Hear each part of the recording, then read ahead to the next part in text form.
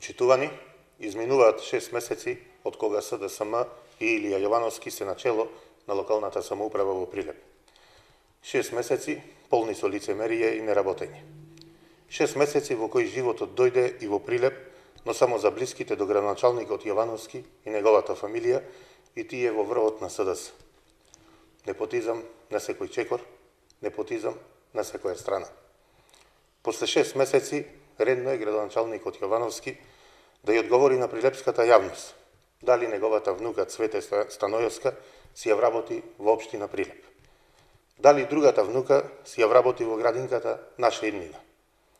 Се замешали Јовановски и во бизнис секторот, па својот зет за сестра го постави за директор на Стопанска комора во Прилеп. Сите советници од владеачката коалиција се вработуваат во јавните предпријатија во градот и државните институции, кои нели според СДСМ, кога беше опозиција, беа пренатрупани.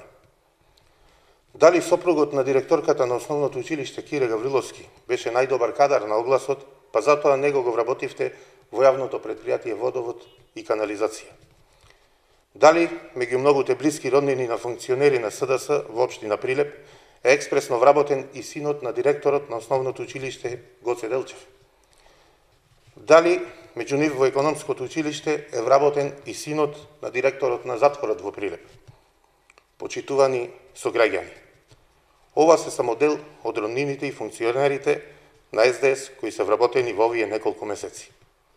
На тие истите на кои устите им беа полни во минатото со зборовите честност и транспарентност. Наши сограѓани, дел од раководството на СДС, дали на ваков начин планирате да ги задржите младите во Прилеп? Дали, грижејќи се само за вас лично, планирате да му ја кроите иднината на Прилеп?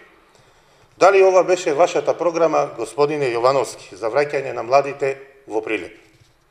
Прилепчани не очекуваа и не заслужуваат ваков однос од новата власт. Прилеп и прилепчани се срамат од негрижата за градот на градоначалникот и луѓето блиски до него. Прилеп и прилепчани заслужуваат многу подобро.